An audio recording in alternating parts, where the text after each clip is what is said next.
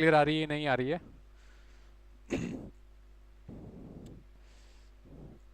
सभी को hello. Kuku Kanchu hello. सभी को गुड इवनिंग। स्टार्ट करने वाले हैं सेशन, है ना? थोड़ी देर में हम क्वेश्चन स्टार्ट करने वाले हैं। एक बार अगर मेरी वॉइस क्लियर है तो कमेंट में यस लिखिए। स्टार्ट करने वाले हैं हम सेशन।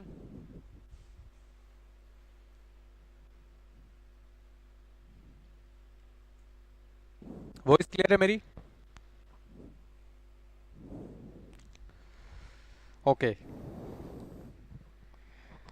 स्टार्ट करते हैं आज का लाइव सेशन। फर्स्ट क्वेश्चन देखिए, आज जो हम सेशन कर रहे हैं वो ह्यूमन रिप्रोडक्शन के क्वेश्चन हम लेने वाले हैं, तो बने रहिए, है नहीं?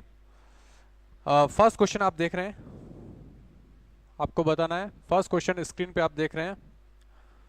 आज के लाइव का फर्स्ट क्वेश्चन आप देख रहे हैं, निम्न में से कौन सी संरचना नर में सहायक जनन ग्रंथि, है ना? आपको बताना है कि निम्न में से कौन सी जो संरचना है वो नर में सहायक जनन ग्रंथि के तौर पे होती है ना? First prostate gland, B gastric gland, C mushroom shaped gland, या फिर डी इनवाइनल ग्लैंड, है ना, वक्षण ग्रंथि। बताइए, फर्स्ट क्वेश्चन आज के लाइव सेशन का। आपको बताना है इनमें से कौन सी जो ग्लैंड है वो नर में सहायक असेसरी ग्लैंड के रूप में मौजूद होती है। बताइए।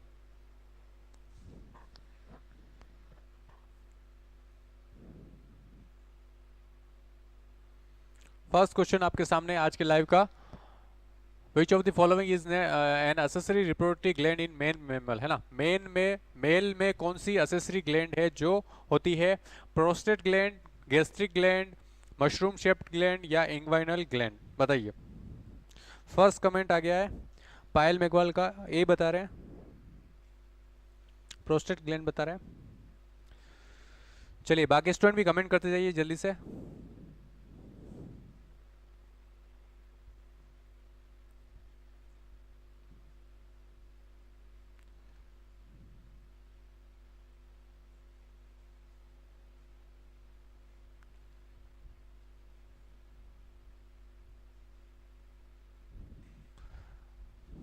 कुकू कंचू ए बता रहे हैं।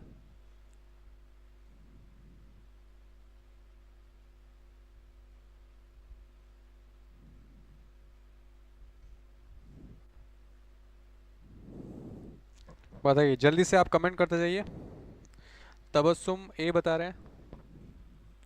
फर्स्ट क्वेश्चन देख रहे हैं आज के लाइव का, और आज जो हम टॉपिक जो हमने चूज किया है वो है ह्यूमन रिप्रोडक्शन, है ना?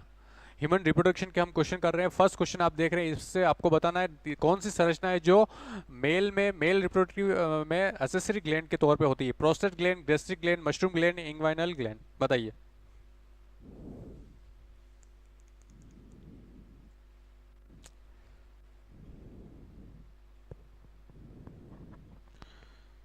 चलिए देखते हैं इसका राइट आंसर क्या होगा। इसका राइट आंसर है प्रोस्टेट ग्लैंड। ना, प्रोस्टेट ग्लैंड जो होती है वो सिर्फ मेल में होती है ना, फीमेल में नहीं होती है, मेल में होती है, ठीक है? और असेसरी ग्लैंड के तौर पे काम करती है ना। ये प्रोस्टेटिक फ्लूइड रिलीज करती है जो क्या करता है, स्पर्म को न्यूट्रिशन नरिशमेंट भी करता है, और जो एनवायरनमेंट है उसको न्यूट्रलाइज करता है ना। तो प्रोस्टेट ग्लैंड जो होती है वो असेसरी ग्लैंड है ना। ए ऑप्शन करेक्ट हो जाएगा। वेरी गुड, बने रहिए। देखिए सेकंड क्वेश्चन आज के लाइव का, बताइए। Cowper's gland are present in, है ना? काउपर्स ग्लैंड किस में पाई जाती है? आपको बताना है, फीमेल मेमल में, मेल मेमल में, या बोथ, या नन ऑफ दिस? बताइए। काउपर्स ग्लैंड के बारे में पूछा है। काउपर्स ग्लैंड को बल्बो यूरिथ्रल ग्लैंड भी बोलते हैं, है ना? इसको बल्बो यूरिथ्रल ग्लैंड भी बोलते हैं, है ना? किस में होती है? फीमेल में होती है, मेल में होती है, या दोनों में होती है? बताइए। पायल मेघवाल सेकंड का बी बता रहे हैं। उमा कुमारी गुड इवनिंग।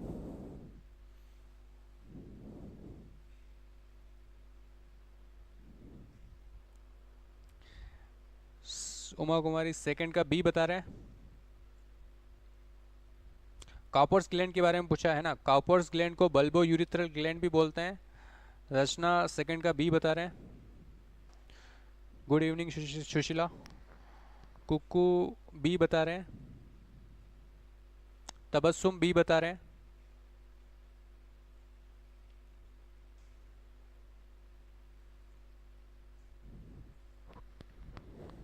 कमेंट करते जाइए आप। कृष्णा डूडी बी बता रहे हैं, सुशीला कटारा बी बता रहे हैं।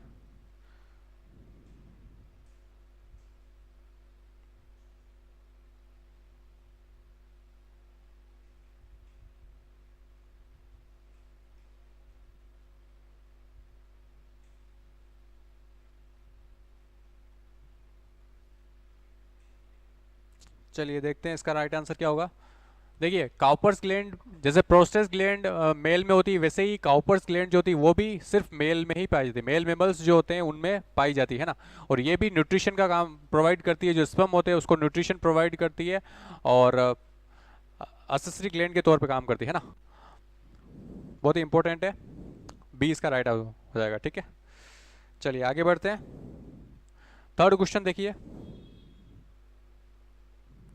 आज के लाइव का थर्ड क्वेश्चन आप देख रहे हैं। Seminiferous tubules develop central lumen after, है ना। सेमिनिफेरस नलिका में केंद्रीय ल्यूमेन कब विकसित होता है, आपको बताना है।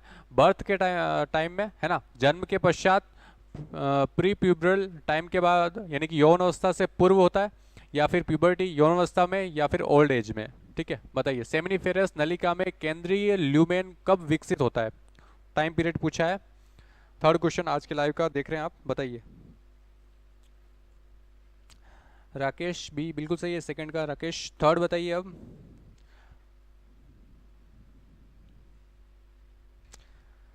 सेमिनिफेरस ट्यूबुल्स जो होती है वो कब डेवलप होती है ना, सेंट्रल ल्यूमेन में, बर्थ के टाइम में, प्यूबर्टी प्री प्यूबरल टाइम, या प्यूबर्टी के टाइम में, या ओल्ड एज में।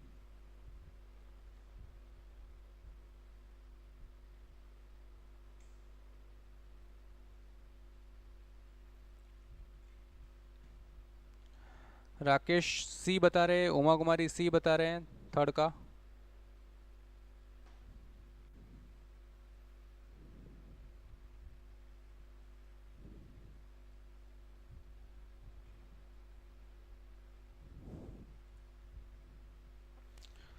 तबस्सुम सी बता रहे हैं, पायल मेघवाल सी, रचना भी सी बोल रहे हैं, कुकू कंचू सी बता रहे हैं।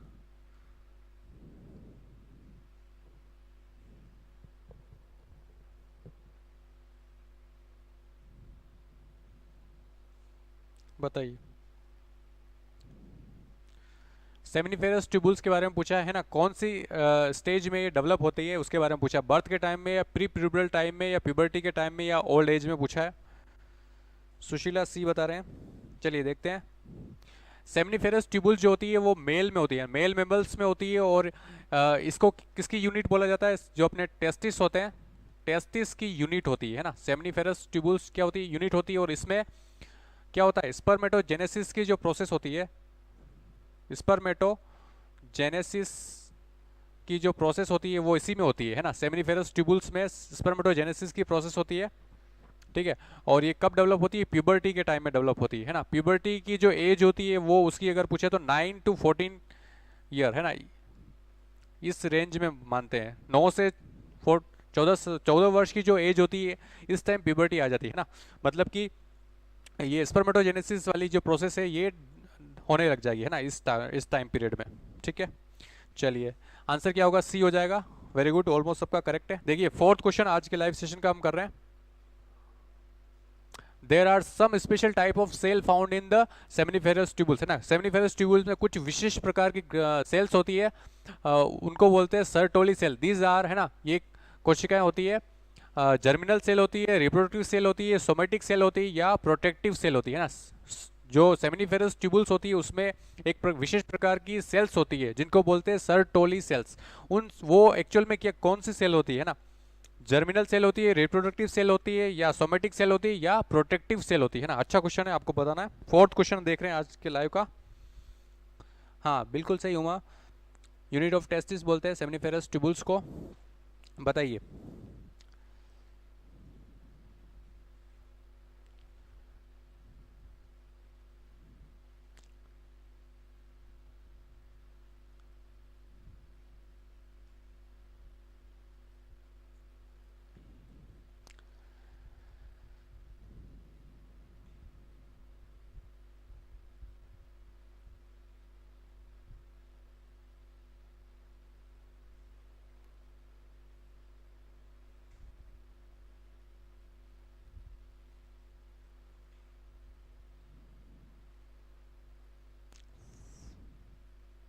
कुकू कंचू ए बता रहे हैं, जर्मिनल सेल बोल रहे हैं। उमा कुमारी ए बता रहे हैं, रचना ए बता रहे हैं।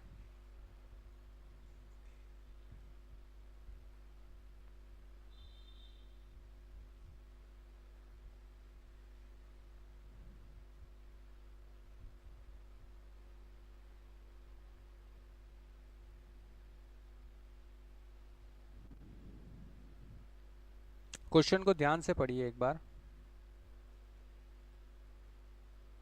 तबस्सुम डी बता रहे हैं।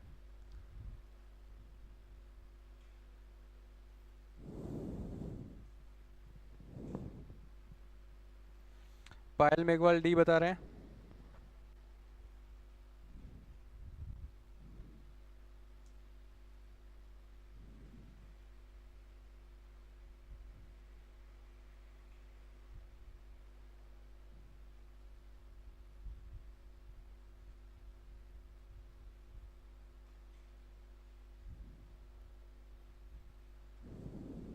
चलिए देखते हैं इसका आंसर। देखिए क्वेश्चन को ध्यान से पढ़ना है, फिर आंसर करना है। सेमिनिफेरस ट्यूबुल्स में कुछ विशेष प्रकार की कोशिकाएं पाई जाती है जिनको बोलते हैं सर्टोली सेल्स, है ना। इनका ये मेनली मूलतः कौन सी कोशिकाएं होती है ना, germinal cell, reproductive cells, somatic cells या प्रोटेक्टिव सेल, है ना। ये क्या होती है, ये जो अपने स्पर्मेटोसाइट जो होती है ना, स्पर्मेटोसाइट कोशिका होती है, उनको पोषण का, उनको न्यूट्रिशन का काम करती है, उनके लिए प्रोटेक्शन और न्यूट्रिशन का काम करती है, उनके लिए प्रोटेक्शन और न्यूट्रिशन का काम करती है। ठीक है, तो ये किस टाइप की सेल होगी, प्रोटेक्टिव सेल होगी। कैसे टाइप की, है ना। जर्मिनल सेल तो कौन सी होती है, जो आगे जाके स्पर्म बनाती है, यानी स्पर्मेटोसाइट जो होती है वो होती है ना, ध्यान रखिए। ये कौन सी होगी, प्रोटेक्टिव टाइप की होगी, है ना। हाँ बिल्कुल सही है राकेश। चलिए आगे बढ़ते हैं। फिफ्थ क्वेश्चन, फिफ्थ का आंसर बताइए।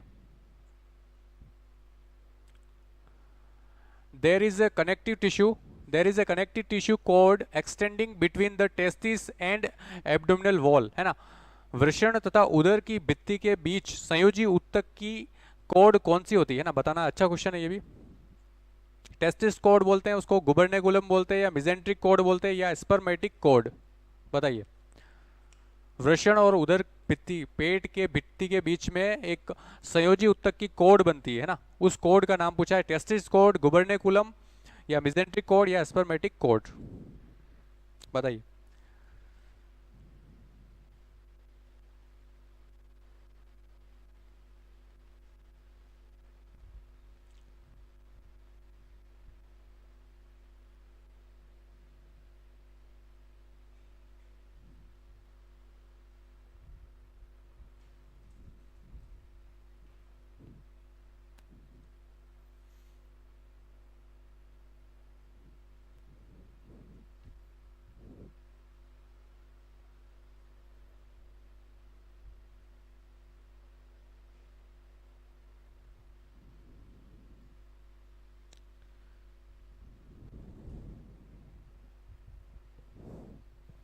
फिफ्थ का तबस्सुम बी बता रहे हैं, राकेश बी बता रहे हैं, उमा कुमारी बी बता रहे हैं, पायल मेघवाल बी बता रहे हैं, सुशीला भी बी बता रहे हैं।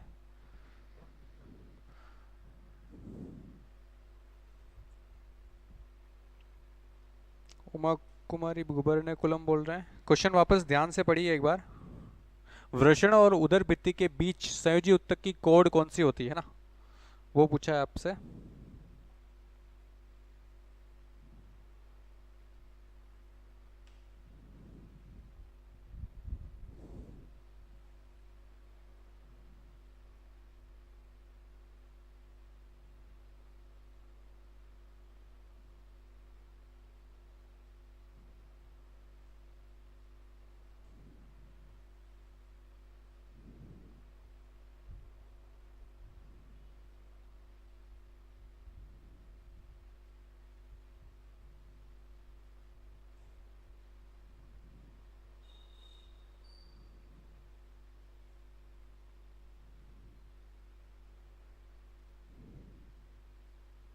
बताइए जल्दी से।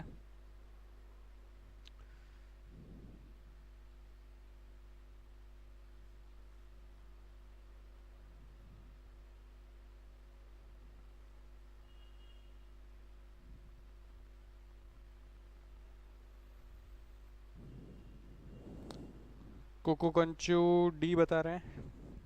चलिए देखते हैं। देखिए वृषण और उदर भित्ति के बीच की सहजी उत्तक पूछी, कोड पूछी है ना। टेस्टिस कोड नहीं, ये नहीं होती है। गुबर्नेकुलम भी नहीं होती है। मेजेंटिक नहीं। स्पर्मेटिक कोड है ना, स्पर्मेटिक कोड ये होती है, ध्यान रखिए। गुबर्नेकुलम टेस्टिस में होती है, बट टेस्टिस के यहाँ वाले जो नीचे वाला जो पार्ट होता है यहाँ पे होती है गुबर्नेकुलम, ध्यान रखिए। यहाँ पे क्या पूछा है, एब्डोमिनल और टेस्टिस के बीच की कोड पूछी है, तो वो वाली जो कोड देते हैं वो स्पर्मेटिक कोड होगी, ठीक है। चलिए आगे बढ़ते हैं। 6 क्वेश्चन आज के लाइव का आप देख रहे हैं, बताइए।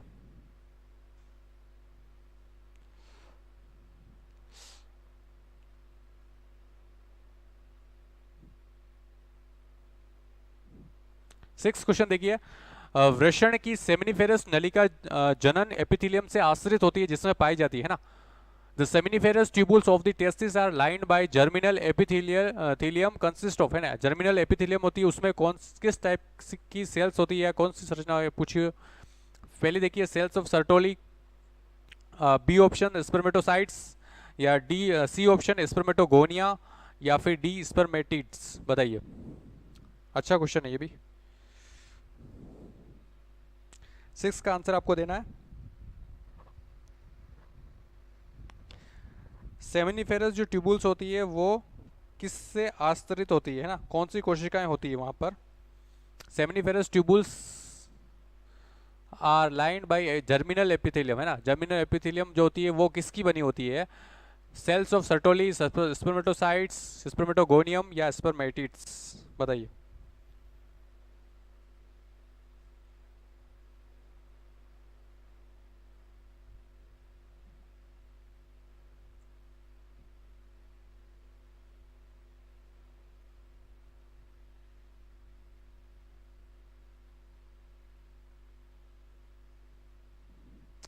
उमा कुमारी 6 का ए बता रहे, सेल्स ऑफ सर्टोली बोल रहे हैं, ठीक है।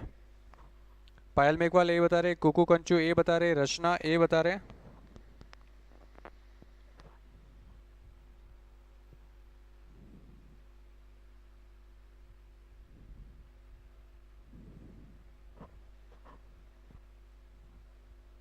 कमेंट करते जाइए आप।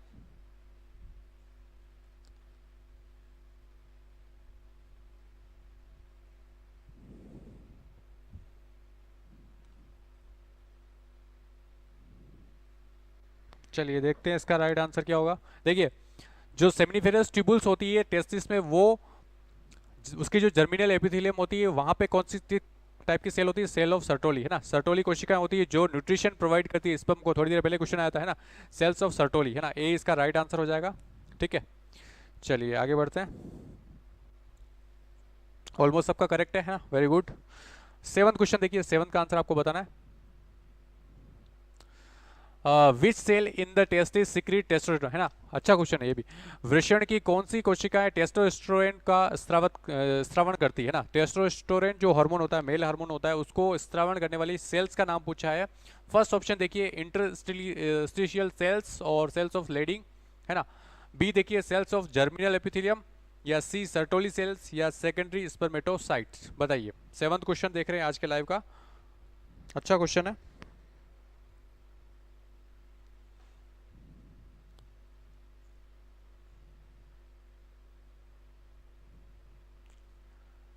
सेवन का आंसर आपको देना है। उमा कुमारी ए बता रहे हैं, राकेश ए बोल रहे हैं।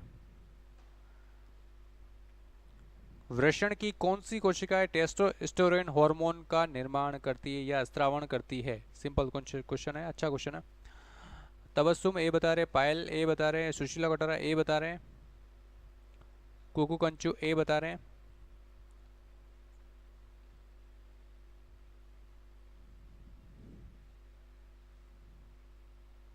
रचना ए बता रहे हैं।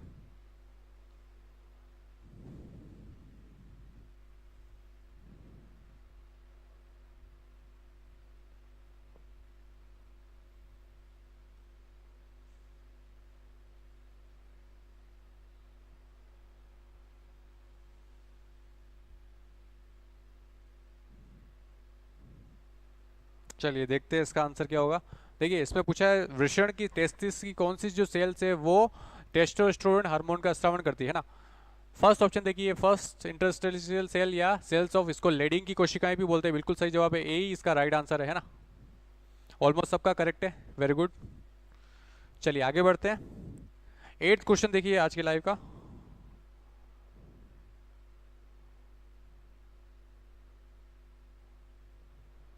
बताइए, 8th का आंसर आपको बताना है। एडजस्ट, हाँ, यदि मनुष्य में शुक्र वाहिनियों को काट कर हटा दे तो, है ना, हाइपोथेटिकल क्वेश्चन है, अच्छा क्वेश्चन है, इस टाइप के क्वेश्चन आते हैं एग्जाम में, है ना। बताइए, if the vast difference of a man is surgically disconnect, है ना, अगर वास्ट डिफरेंस है वो सर्जरी से हटा दिया जाए, उसको कट कर दिया जाए, तो क्या कंडीशन होगी, है ना। फर्स्ट देखिए, sperm in the semen will be without nuclei, जो वीर्य में शुक्राणु है वो केंद्र विहीन हो जाएंगे। B option, semen will be without sperms, वीर्य में शुक्राणु नहीं होंगे। या C, spermatogenesis will not occur, शुक्राणु जनन की जो प्रक्रिया है वो नहीं होगी। या D, sperm in the semen will B non motile, है ना, वीर्य में जो शुक्राणु है वो अचल हो गए, मतलब वो मूवेबल नहीं होंगे। बताना आपको, शुक्रवाहिनियों को कट कर दे, वास्ट डिफरेंस को कट कर देंगे तो क्या होगा, बताइए। 8th का आंसर आपको बताना है, बताइए।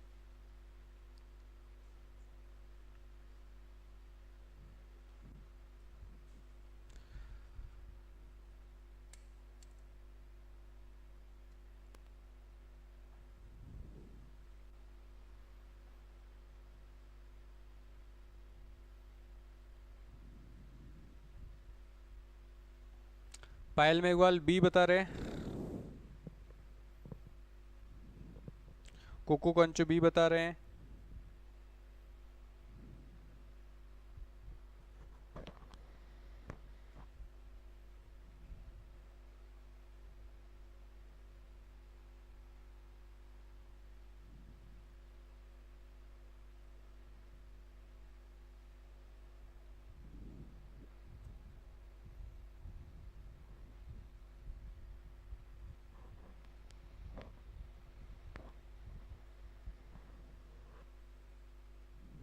राकेश वेसो स्कोटोमी बोल रहे हैं।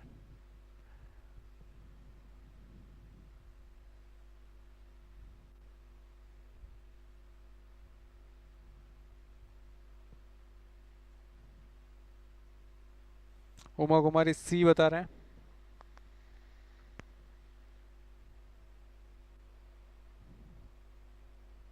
सुशीला सी बता रहे हैं।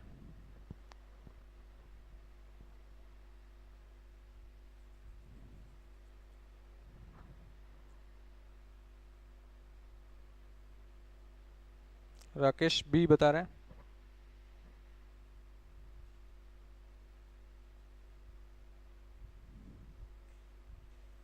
चलिए देखते हैं इसका राइट आंसर क्या होगा। देखिए, इस क्वेश्चन को ध्यान से पढ़ना हमेशा। यदि मनुष्य में शुक्र वाहिनियों को काट कर हटा दे, है ना, वास्ट डिफरेंस को हटा देंगे, वास्ट डिफरेंस को हटा देंगे तो क्या होगा। देखिए, पहले यहाँ पे आप एक चीज ये समझ ले, सीमन जो अपन वर्ड यूज कर रहे हैं, सीमन का मतलब क्या होता है। सीमन का मतलब ये होता है, सीमन में बहुत सारे लिक्विड्स यानी फ्लूइड्स होते हैं, है ना, फ्लूइड्स होते हैं प्लस स्पर्म होता है, ठीक है, इसको बोलते हैं सीमन। फ्लूइड्स जो अलग अलग जो अपनी ग्लैंड्स होती है ना, जैसे प्रोस्टेट ग्लैंड है या अपने बल्बो यूरिथ्रल काउपर्स ग्लैंड है ना, इनके जो फ्लूइड्स होते हैं, इनके जो द्रव होते हैं, वो स्पर्म के साथ जब मिक्स हो जाते हैं उसको बोलते हैं सीमन, पहली बात, ठीक है। वास्ट डिफरेंस को आप कट रहे हैं, वास्ट डिफरेंस फाइनली का मतलब शुक्राणु का निर्माण, स्पर्म का फॉर्मेशन कहाँ पे हो रहा है, सेमिनिफेरस ट्यूबुल्स में हो रहा है, फिर आगे जाके वास्ट डिफरेंस में जा रहे हैं, ठीक है। तो आपने वास्ट डिफरेंस को कट कर दिया तो शुक्राणु तो बनेंगे, शुक्राणु बनने में कोई दिक्कत नहीं आएगी, है ना। B option, semen will be without, sorry, sperm in the semen will be without nuclei, है ना, विदाउट न्यूक्लियाई तो नहीं होगा, ये वाला रॉन्ग हो जाएगा, है ना। Semen will be without sperm, है ना, विदाउट स्पर्म ये वाला सही होगा। क्यों, क्योंकि सीमन में स्पर्म आएंगे ही नहीं, अगर आपने वास्ट डिफरेंस को कट कर दिया है तो फ्लूइड तो रहेगा बट उसमें स्पर्म ऐड ही नहीं हो पाएंगे, ठीक है। स्पर्मेटोजेनेसिस तो होगी, क्योंकि स्पर्मेटोजेनेसिस कहाँ पे हो रही है, सेमिनिफेरस ट्यूबुल्स में हो रही है, तो वो तो होगी, उसमें तो कोई दिक्कत नहीं आएगी, ठीक है। और sperm in the semen will B non motile, है ना, ये भी रॉन्ग हो जाएगा। तो इसका राइट आंसर क्या होगा, बी ऑप्शन जो होगा इसका राइट हो जाएगा, ठीक है। वीर्य में शुक्राणु नहीं होंगे, ध्यान रखिए, है ना। अच्छा क्वेश्चन है ये। 8th का बी होगा, है ना, सी नहीं होगा। चलिए आगे बढ़ते हैं, जिनका रॉन्ग है देख ले, करेक्शन कर लें आप। बताइए 9th क्वेश्चन देख रहे हैं आप, स्तनियों के वृषण को ढकने वाला कैप्सूल, है ना, ये भी अच्छा क्वेश्चन है। The capsule enclosing testis of mammal is called, है ना। स्तनियों में जो टेस्टिस, मेल में जो टेस्टिस होते हैं मेमल्स में, उसको एनक्लोज करने वाला, जो टेस्टिस है, ये टेस्टिस हो गए, है ना, इसको एनक्लोज करने वाला जो ये स्तर होता है एनक्लोज करने वाला, इसको, इसका नाम पूछा है। ढकने वाला जो कैप्सूल होता है उसका नाम पूछा है tunica albuginea, tunica membrane, tunica vaginalis या ट्यूनिका वेस्कुलोसा। बताइए 9th क्वेश्चन आप देख रहे हैं।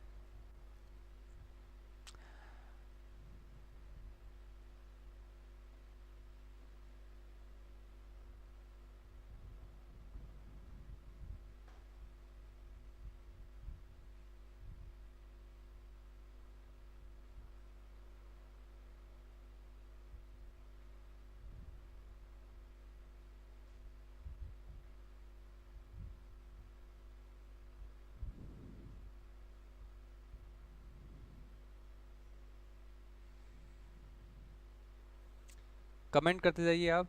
9th क्वेश्चन देख रहे हैं आज की लाइव सेशन का। आज जो हम सेशन ले रहे हैं वो ह्यूमन रिप्रोडक्शन, है ना, मानव प्रजनन का क्वेश्चन हम कर रहे हैं। ठीक है, अच्छा क्वेश्चन है ये भी।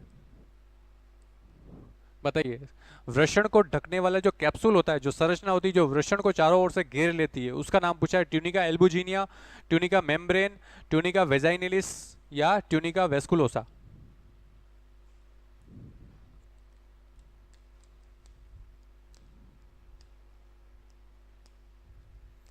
फर्स्ट कमेंट राकेश का आया, राकेश ए बता रहे हैं।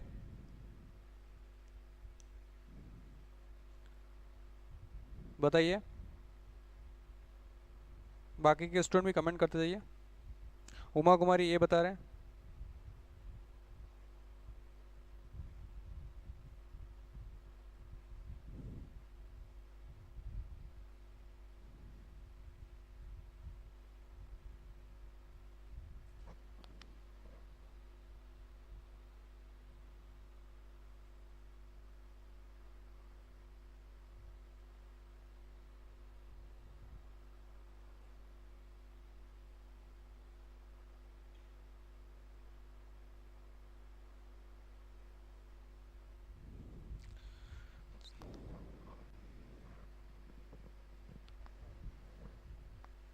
चलिए देखते हैं इसका राइट आंसर क्या होगा। देखिए पूछा है कैप्सूल जो एनक्लोज करती है टेस्टिस को, टेस्टिस के बाहर की तरफ जो आवरण होता है जो उसको एनक्लोज करता है, ढक लेती है, ऐसी परत जो पूछी है वो होती है ट्यूनिका एल्बुजिनिया। कौन सी होती है? ट्यूनिका एल्बुजिनिया होती है, जो पूरे वृषण को ढक लेती है ना। ट्यूनिका मेम्ब्रेन जो होती है वो तो आर्टरी और वेन में होती है। किसमें होती है? आर्टरी और जो वेन्स होती है, ब्लड वेसल में पाई जाती है। और ट्रूनिका वेजाइनलिस ये भी टेस्टिस में होती है, बट ये पार्शियली होती है, ध्यान रखना। ट्रूनिका वेजाइनलिस जो होती है आगे की तरफ वो थोड़ी साइड में होती है, पर ये पार्शियली होती है ना।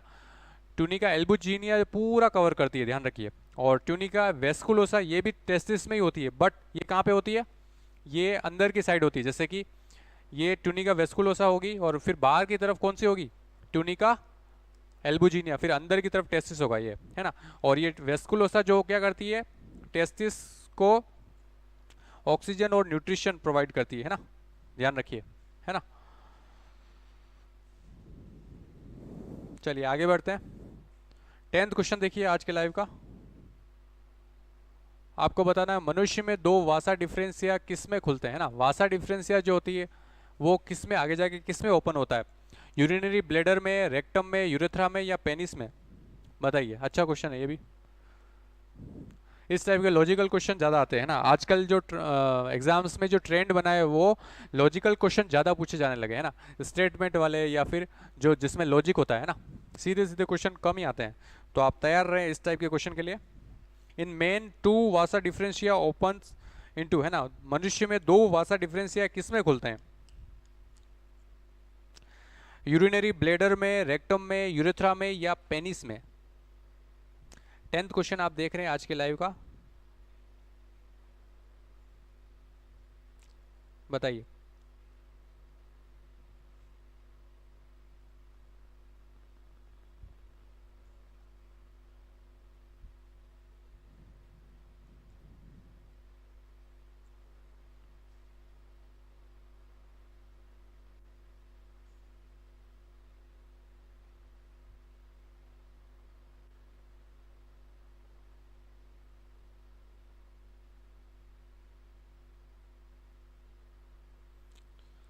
फर्स्ट कमेंट आ गया है राकेश का, सी बता रहे हैं वो यूरेथ्रा में ओपन हो रही है।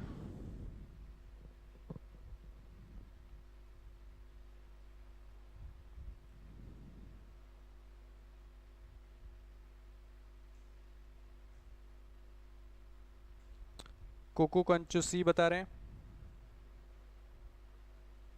उमा कुमारी सी बता रहे हैं।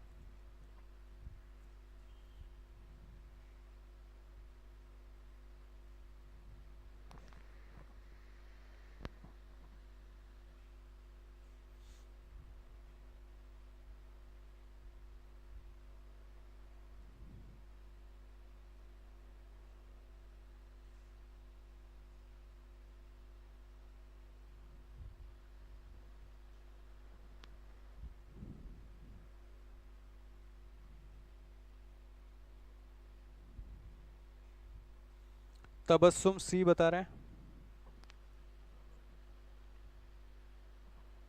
चलिए देखते हैं इसका राइट आंसर क्या होगा। देखिए अपने ह्यूमन में क्या होता है, ह्यूमन में जो मेल होते हैं उनमें कॉमन पैसेज ही होता है ना, मतलब यूरिन पास के लिए और जो स्पर्म जब स्पर्म का जो इजेकुलेशन होता है उसके लिए कॉमन पैसेज ही होता है ना।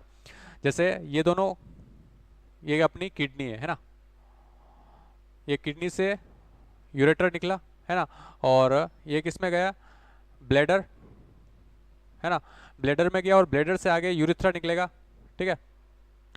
तो वापस जो अपने टेस्टिस है ना, टेस्टिस से जब वास डिफरेंशिया और ये जाके ये इसमें खुल जाता है और आगे जाके ये पेनिस में ओपन हो जाएगा है ना।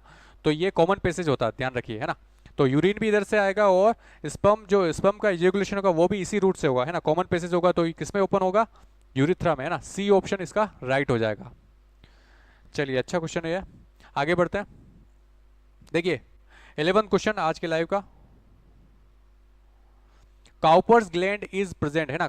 काउपर्स ग्लैंड किस में प्रेजेंट है, होती है कॉकरोच में, रेबिट में, अर्थवर्म में या फ्रॉग में है ना। इजी है, अच्छा क्वेश्चन है, बताइए जल्दी से कमेंट करिए। 11th क्वेश्चन आप देख रहे हैं आज के लाइव का।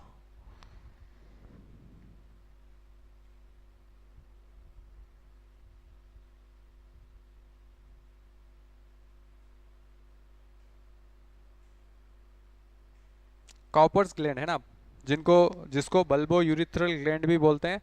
ये ग्लैंड, इसका क्वेश्चन, एक क्वेश्चन तो पहले आ गया था, मेल में होती है, ये बात तो श्योर हो गई। अब यहाँ पे पूछा है कॉकरोच में होती है, रेबिट में, या फिर अर्थवर्म या फ्रॉग। फर्स्ट कमेंट आ गया है उमा कुमारी बी बता रहे हैं, तबस्सुम बी बता रहे हैं,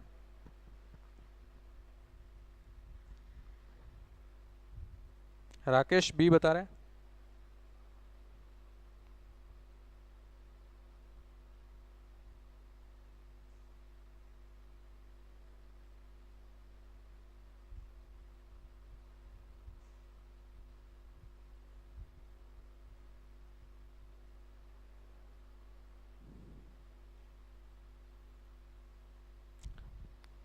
सुशीला बी बता रहे हैं, पायल मुगल बी बता रहे हैं।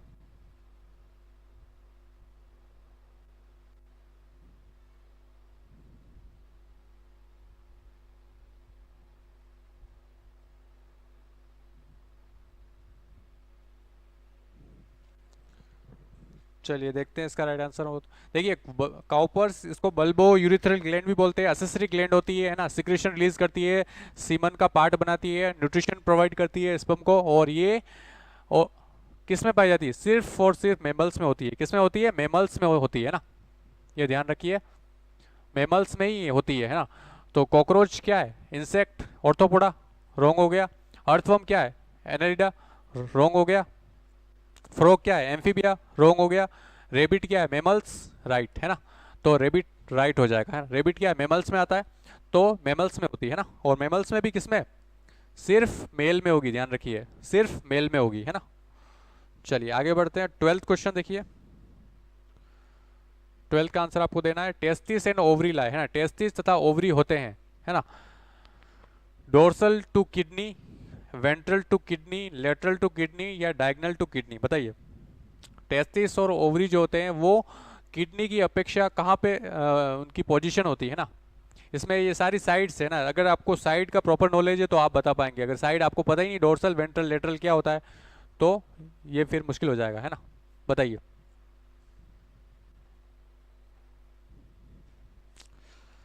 ये भी अच्छा क्वेश्चन है। 12th का आंसर आपको देना है।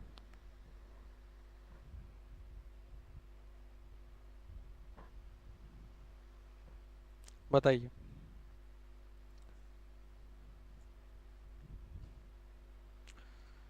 ट्वेल्थ का आंसर आपको बताना है।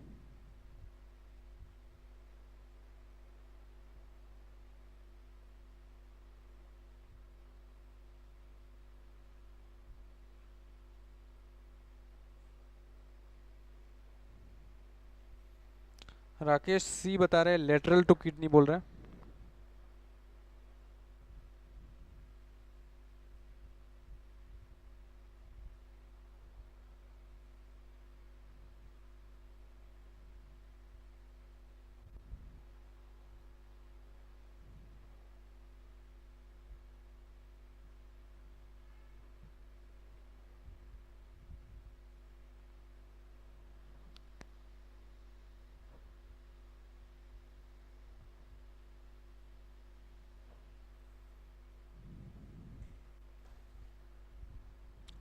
कुक्कू बी बता रहे हैं, पायल मेघवाल बी बता रहे हैं, उमा कुमारी डी बता रहे हैं।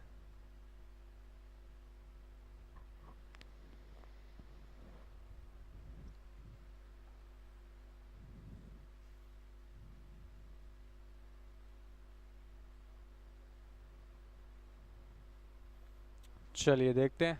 देखिए सबसे पहले तो आपको साइड समझना ज़रूरी है। साइड समझने के लिए मैं आपको एक छोटा सा एग्जांपल लूँगा, फिश का एग्जांपल लूँगा, आपको अच्छे से समझ में आ जाएगा। देखिए ध्यान से देखिए इसको। ये फिश है ना, ये हमारी फिश है। और ठीक है, चलिए इसको ध्यान से देखना, आपको सारी साइड क्लियर हो जाएगी। ये फिश है। अब फिश में क्या है, ये ऊपर वाली जो साइड होती है ना, ये ऊपर वाली जो साइड दिख रही है, मान लो ये मेरा हाथ फिश है, तो ये ऊपर वाली जो साइड आपको दिख रही है वो कौन सी साइड है, डोर्सल साइड है ना, मतलब ये वाली जो होगी डोर्सल साइड होगी। फिर जो नीचे जो साइड है, ये वाली साइड, ये कौन सी होगी, वेंट्रल। कौन सी होगी, वेंट्रल साइड। ठीक है, दो साइड क्लियर होगी। फिर ये साइड वाली जो दिख रही है ना, ये आपकी तरफ, जो ये पोर्शन जो दिख रहा है ये आपकी तरफ है ना, ये वाला जो पार्ट दिख रहा है, या फिर ये इधर वाला, ये वाला है ना, तो ये दोनों जो डायरेक्शन होती है ये होती है लेटरल। क्या होती है, lateral.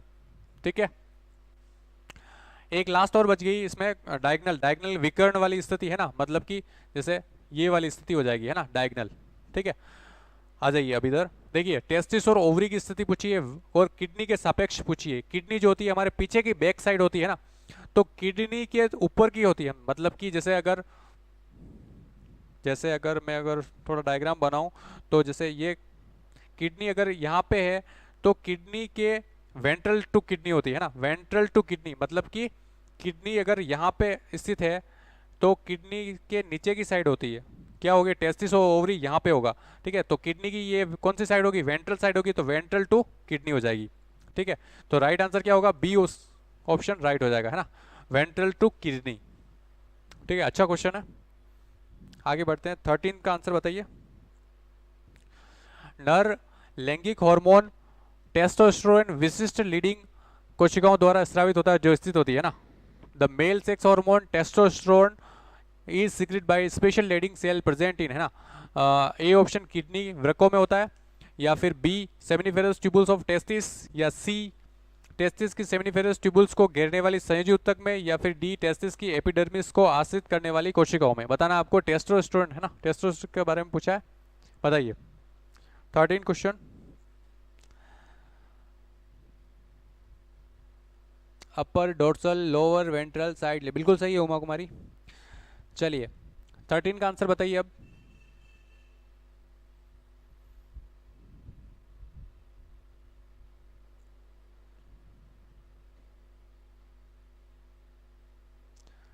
Mail sex hormone testosterone जो होता है वो किसके द्वारा secrete by the special Leydig cell, है ना, जो कहां पर प्रेजेंट होती है,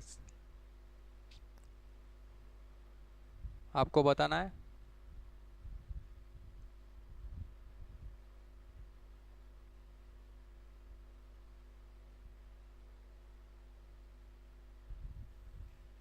फर्स्ट कमेंट आ गया है, राकेश का सी बता रहे हैं वो, बाकी स्टूडेंट भी कमेंट करते जाइए। तबस्सुम सी बता रहे हैं।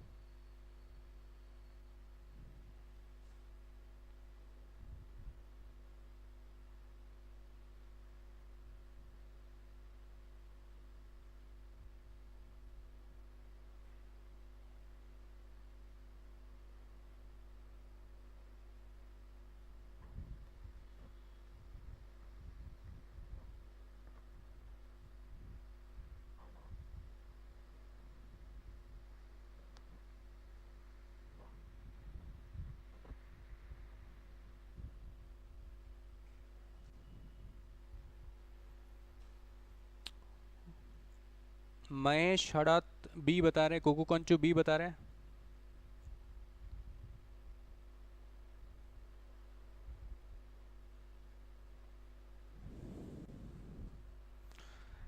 पूछा है मेल सेक्स हार्मोन टेस्टोस्टेरोन जो लेडिंग कोशिकाओं के द्वारा स्रावित होता है ना। नर लैंगिक हार्मोन टेस्टोस्टेरोन विशिष्ट लेडिंग कोशिकाओं द्वारा स्रावित होता है, उनकी पोजीशन पूछिए। कहाँ पे होती है लेडिंग कोशिकाएं? किडनी में होती है, सेमिनिफेरस ट्यूबुल्स में होती है, या connective tissue surrounding the seminiferous tubules of testis. चलिए देखते हैं इसका राइट आंसर क्या होगा। देखिए लेडन कोशिका जो होती है वो सेमिनिफेरस ट्यूबुल्स में तो होती है, लेकिन connective tissue surrounding the seminiferous tubules है ना, जो सेमिनिफेरस ट्यूबुल्स होती है उसके सराउंडिंग में जो कनेक्टिव टिश्यू होते हैं वहां पे होती है, ध्यान रखिए है ना। सी जो होगा इसका राइट आंसर हो जाएगा, है ना। सी ऑप्शन जो होगा राइट आंसर हो जाएगा। सेमिनिफेरस ट्यूबुल्स होगी, उसके पास में जो सराउंडिंग्स में कनेक्टिव टिश्यू होगा वहां पे क्या होगी? लेडिंग सेल्स होती है ना। चलिए सेकंड लास्ट क्वेश्चन आज के सेशन का बताइए। लीडिंग कोशिकाओं के संबंध में कौन सा कथन गलत है ना। स्टेटमेंट वाले क्वेश्चन मैंने बताया था है ना, इंपॉर्टेंट होता है। लीडिंग कोशिकाओं के संबंध में कौन सा कथन गलत है ना, इनकरेक्ट आपको चूज करना है। जब भी आप स्टेटमेंट वाले क्वेश्चन करें तब सबसे पहले इस वर्ड को मार्क कर ले, करेक्ट पूछा है या इनकरेक्ट पूछा है ना। इसमें क्या पूछा है? इनकरेक्ट मार्क करना है अपने को। देखिए फर्स्ट पढ़िए, they are abandoned in early foetal life है ना, भ्रूणीय जीवन में इनकी मात्रा अत्यधिक होती है ना। लीडिंग कोशिकाओं के बारे में पूछ रहे हैं, इनकी मात्रा अधिक होती है। फिर बी ऑप्शन देखिए, ग्रेजुअली डिमिनाइश, धीरे धीरे कम होने लगती है।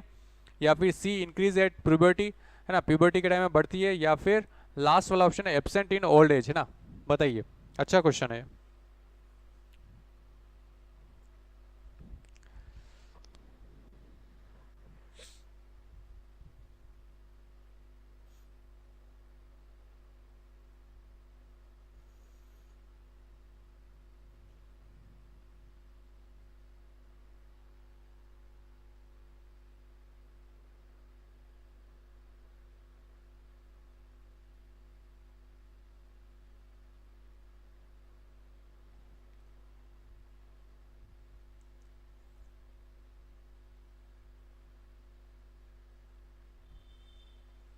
First comment Uma Kumari A बता रहे हैं, they are abundant in life early foetal life.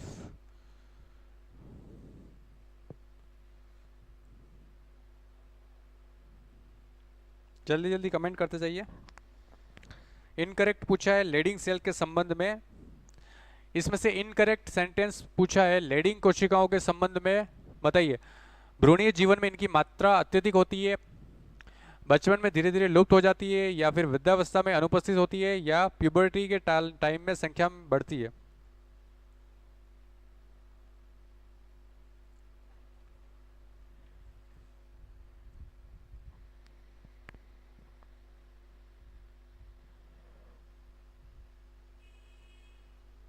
यहाँ पे एक थोड़ा सा ध्यान रखिए, या इंग्लिश और हिंदी का है ना।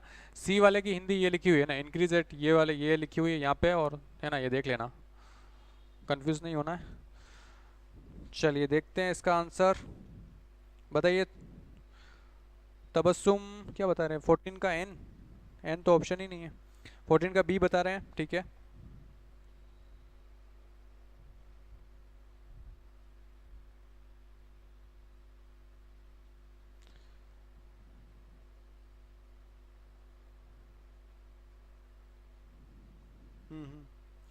चलिए देखते हैं इसका राइट आंसर क्या होगा।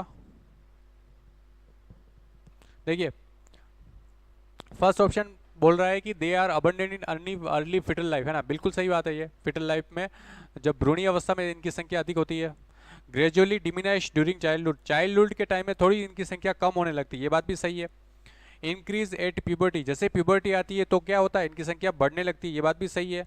और एब्सेंट इन ओल्ड एज, ये बात गलत हो गई। यहाँ पे अगर डिमिनाइशिंग होता है या धीरे धीरे कम होती है इनकी संख्या, जैसे जैसे ओल्ड एज में जाते हैं संख्या कम होती है, लेकिन एब्सेंट नहीं होती, ये ध्यान रखिए। इसलिए ये डी वाला होगा रॉन्ग, है ना। एब्सेंट लिख दिया इसलिए ये रॉन्ग हो गया, ठीक है। चलिए लास्ट क्वेश्चन देखिए आज के लाइव सेशन का, बताइए। कंपोजिशन ऑफ सीमन इज है ना, सीमन का कंपोजिशन पूछा है। सीमन का जो कंपोजिशन होता है वो किससे मिलके बना होता है? वेरी इंपॉर्टेंट क्वेश्चन है, मैंने वैसे बता दिया है आपको, पर फिर भी बताइए। Secretion of the testis and epididymis, secretion of the seminal vagus vesicle, secretion of prostate gland and bulbourethral gland, या ऑल ऑफ द अबव? बताइए। लास्ट क्वेश्चन आज के लाइव सेशन का। कल का जो सेशन रहने वाला है उसका जो टॉपिक होगा लोकोमोशन एंड मूवमेंट, है ना? आप पढ़ के आइए लोकोमोशन एंड मूवमेंट, ठीक है? लास्ट क्वेश्चन देख रहे हैं आज के लाइव सेशन का, बताइए जल्दी से। कंपोजिशन ऑफ सीमन पूछा है, सीमन का संगठन, सीमन जो होता है वो किससे बना होता है? फर्स्ट कमेंट उमा कुमारी का आ गया, डी बता रहे हैं वो ऑल ऑफ द अबव बोल रहे हैं, ठीक है? बाकी स्टूडेंट भी कमेंट करते जाइए। तबस्सुम डी बता रहे हैं, ऑल ऑफ द अबव बोल रहे हैं, ठीक है?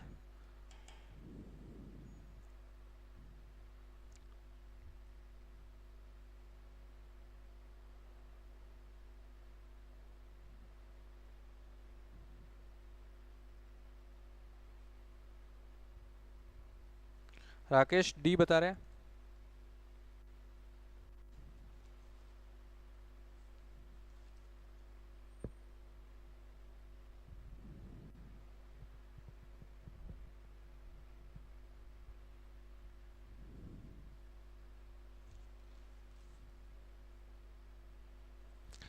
महेश आड़ार डी बता रहे हैं।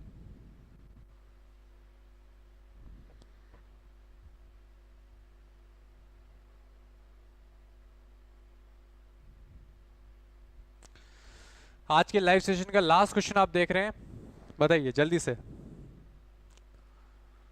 सीमन का जो कंपोजिशन होता है वो किससे मिलके बना होता है, इसके बारे में पूछा है ना? कल का जो टॉपिक हमारा होने वाला है वो लोकोमोशन और मूवमेंट के क्वेश्चन हम देखेंगे, तो आप पढ़ के आइए, है ना?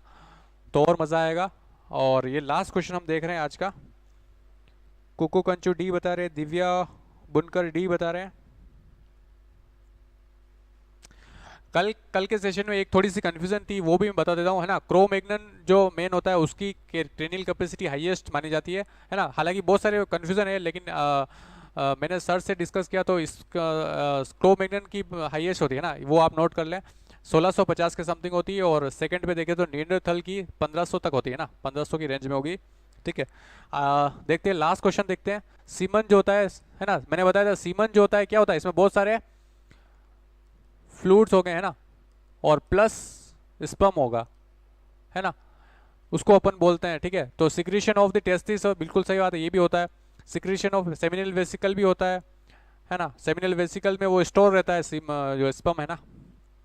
यहाँ पे इसको न्यूट्रिशन प्रोवाइड करवाया जाता है, और सेमिनल वेसिकल जो होता है वो भी सिक्रीशन उसमें ऐड करता है। सिक्रीशन ऑफ प्रोस्टेट ग्लैंड, है ना? और ये दोनों ग्लैंड और अपना सिक्रीशन ऐड करती है उसमें, ताकि वो न्यूट्रिशन प्रोवाइड करती है, और जो एसिडिटी होती है उसको ख़त्म करती है, यानी कि जो स्पर्म के लिए न्यूट्रलाइज एनवायरनमेंट जनरेट करते हैं, है ना? दोनों ग्लैंड।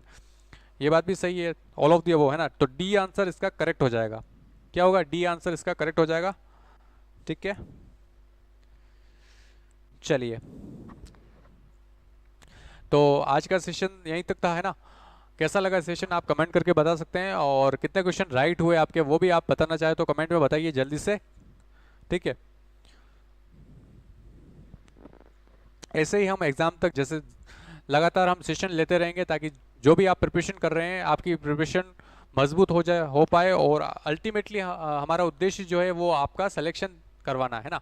तो अगर आप कंटिन्यूसली क्लास ले रहे हैं, कंटिन्यूसली आप क्वेश्चन को कर रहे हैं, लॉजिकली आप क्वेश्चन को प्रॉब्लम को सोच पा रहे हैं, सोल्व कर पा रहे हैं, तो आप सही दिशा में आगे बढ़ रहे हैं, है ना?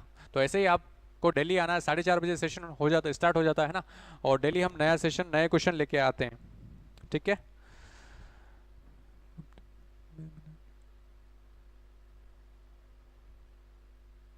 हाँ, बहुत सारी बुक में अलग अलग दे रखा है, किसी में नियंत्रण को बता रखा है, किसी में क्रोमैग्नन को बता रखा है। हालांकि ये जो टॉपिक है इवोल्यूशन वाला आपके सिलेबस में है नहीं, हालांकि ये भी बता दूं, है ना? Payal Meghwal thank you. Uma Kumari 11 correct है, ओके गुड, ओके कोई ना। चलिए, आज का सेशन यहीं तक था, कल मिलते हैं लोकोमोशन और मूवमेंट के साथ। थैंक यू सो मच, धन्यवाद।